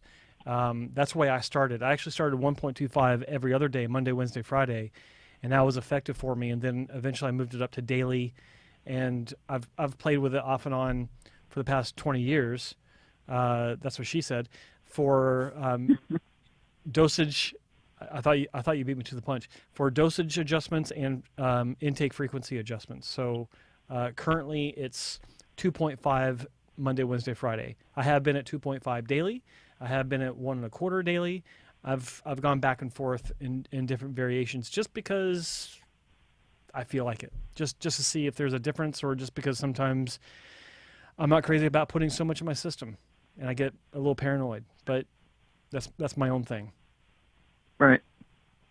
Have you guys been looking into or heard about the exosome thing at all? Is that like for real, or is that just another exosome? Exo who? Yeah, exactly. Is it for real? Yeah, we have. Is it or is it just another snake oil? There's a lot of people who are providing me with anecdotal evidence that it seems to be working for, a certain group of people. I've heard. Yeah, I've heard from a friend who got it cross country, and he said it worked amazingly well for him. So where did he have it done? Florida. With Joseph Greco. I think so. Yeah. Yeah. I mean, there are people who are having amazing results, and when I say amazing, it's slowing the progression of their hair loss. They're seeing a reversal of that's what he said. Miniaturization. In some cases, it takes months. If you're doing, some people are combining PRP and exosome treatment. It really depends on where you get these biologics, to have the most effective treatment. Joe obviously knows what he's doing. There are some people here in LA who know what they're doing. I don't know a lot of people, other places on the East Coast where I could really vouch. I know that Dan McGrath he's in Austin, right, Joe? Mm-hmm. Yeah. He's had it himself. He actually had it here in Los Angeles by Dr. Ballback. He had pretty significant results, and he's offering it. So, yeah, I mean, right now it's all anecdotal. They're doing clinical stuff now, and they're trying to work on more patients, and, they've been doing it for a couple of years. But I still see it as a, I don't think that you're going to, you're not going to be harmed by it, but you have to understand that it's not going to be cheap, and you have to be comfortable with the possibility of it not working out and you losing your money, like anything else. Right. So, but it's good that you have a friend who has had positive results, because you know somebody firsthand and who you would go to. Yeah, definitely. He had nothing but good things to say about it. So yeah, well, I mean, he's got nothing to gain from that. So I think that's a great anecdotal example of he had the treatment and it worked. Yeah.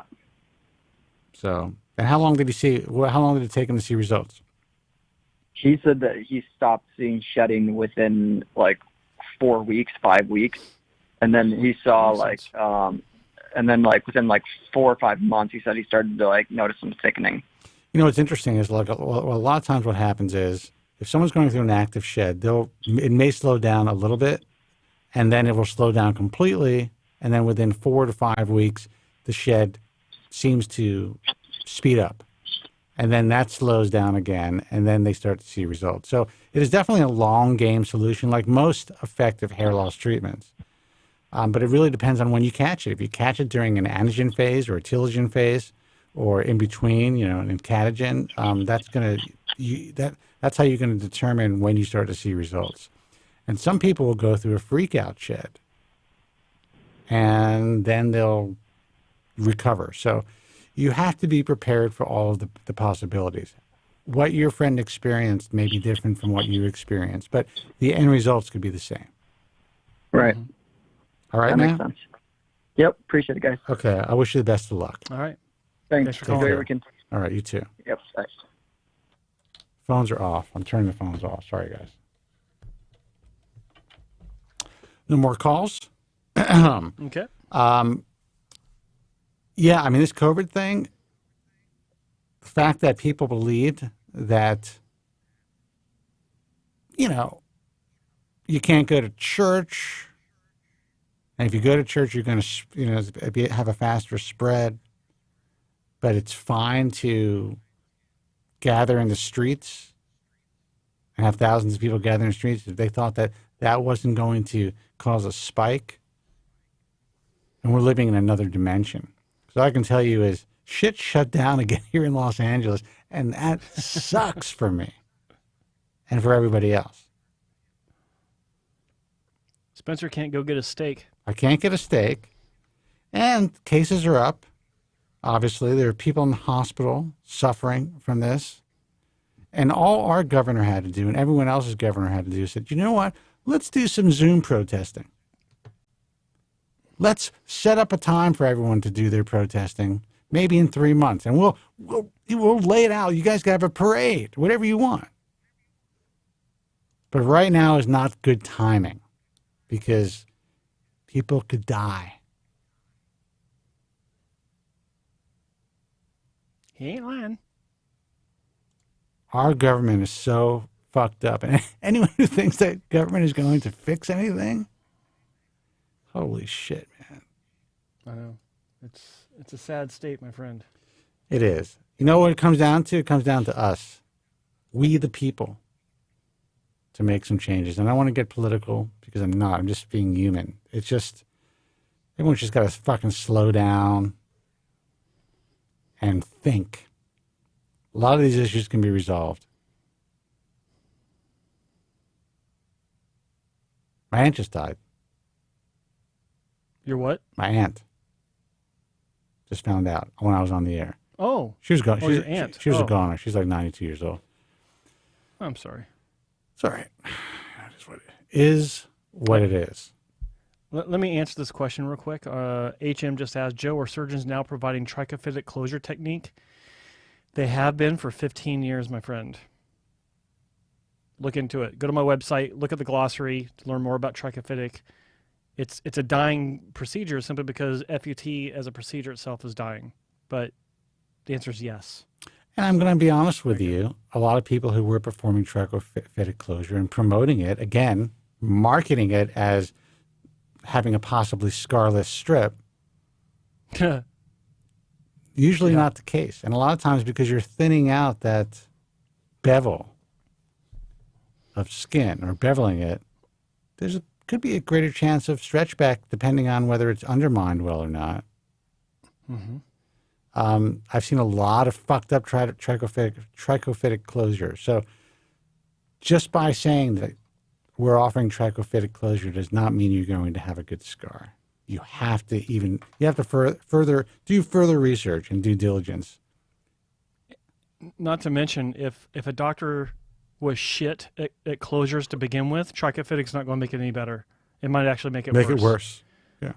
So always, like if you're looking for FUT, always look at a clinic that has consistently good donor scars. And trichophytic actually isn't necessary if they can do good donor scars before trichophytic was available. Trichophytic, it can make an okay scar look better, but it can't make a shitty scar look good. It just doesn't work. It doesn't help with stretch back. It's far too over marketed. I think you should sell bumper stickers on Hair Transplant Mentor. That's a good one. Which line? I mean, the trichophytic closure can make a whatever. It can't make a shitty scar look good, something like that. But yeah, you could use. I'll give you the rights to use.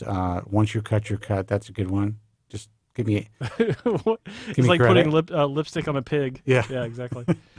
I mean, whatever. We got to figure out. We got to figure out a way because we're telling the truth to everybody, and I'm telling you, the doctors don't like it. Our friend John Cole would love that line. Trichophytic closure on a FET scar is like putting lipstick on a pig. He would. I bet he'd love that. That's great. Well, we'll hear you know about what? Let's give out Joe's website. It's hairtransplantmentor.com. That's his personal website. You can see his personal. New and improved. New and improved, by the way. It's a beautiful site. Great information. You can see all of his details, who he is in this field, and why he's here. He's a hair loss sufferer like the rest of us, but he's also a 9-time hair transplant patient who went through hell and back. 10. Came out the other side, and he's doing pretty good, I tell you that. Oh, and people someone was asking about my crown. This is my 1-year anniversary, in July. Happy anniversary. Thanks. Here we go. Here's my crown.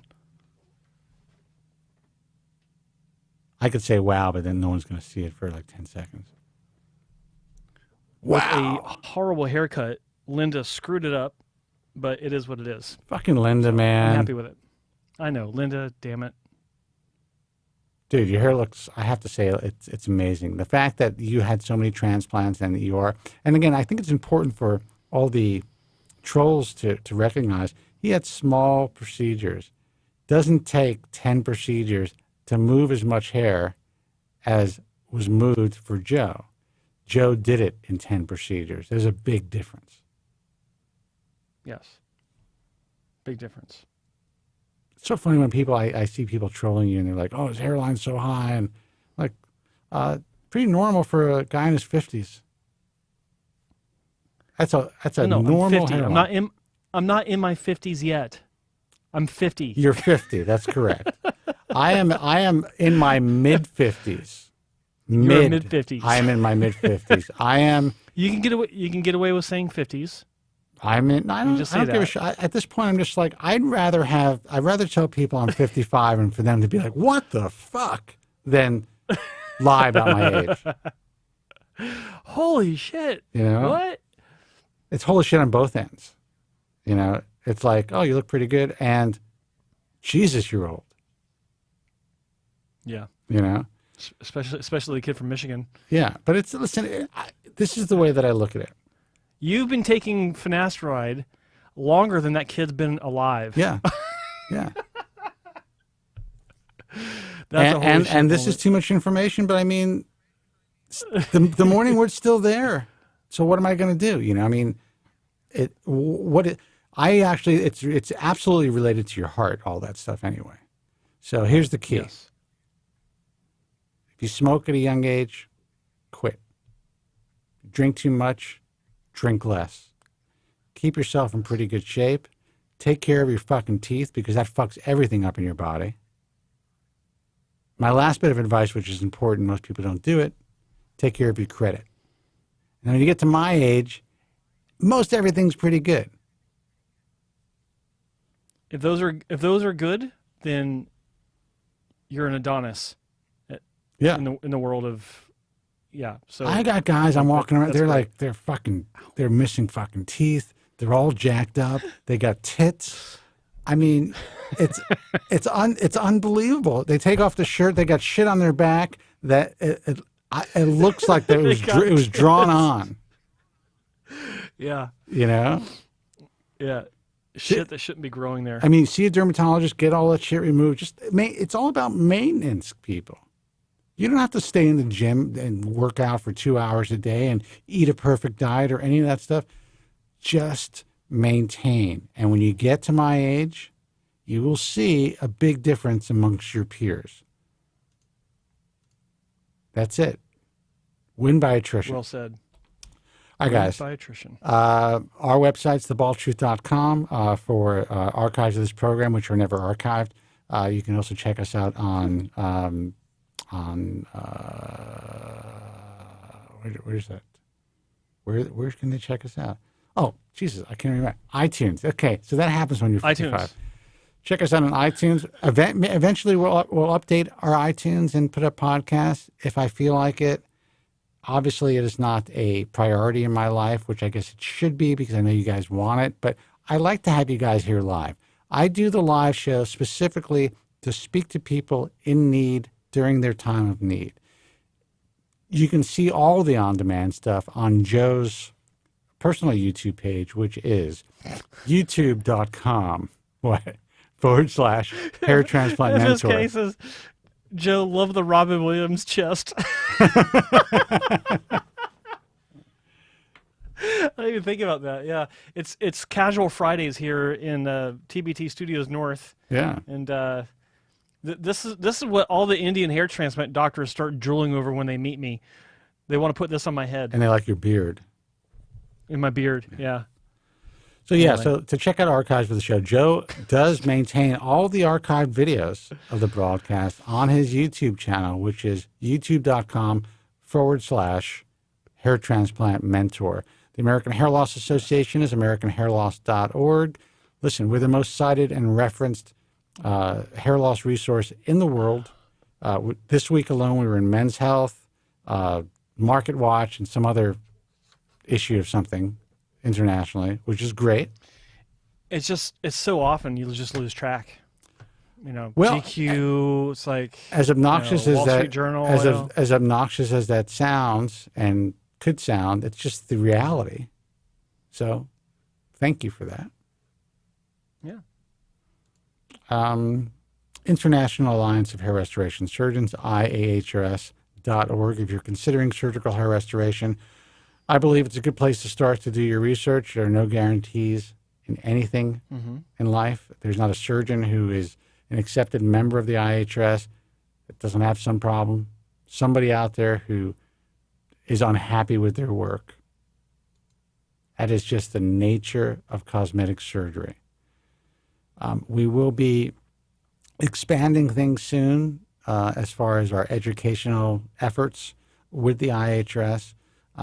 We will be providing physicians who are getting into the field with really, I would say, a more robust and complete type of educational experience than it's ever been out there or offered before. The problem with this field is it's not run like medicine. It's run like an entrepreneurial, it's a business. And people keep trade secrets instead of sharing their medical knowledge, which is fucking insane. That is going to end this year. If people want to be considered to be pioneers and leaders, they have to share what they are doing in their practices. And if they choose not to, in my view, they are not pioneers in this field. I agree. All right, guys, until next time, be strong, God bless, and thank you so much for listening. It was great to do the live show today. Take care. It was. Good night. Thank you very much. I'm sorry for any inconvenience you may have been put to prior to the programme, and I'm glad you enjoyed it. And if you could now leave by the exits at the rear, that'd be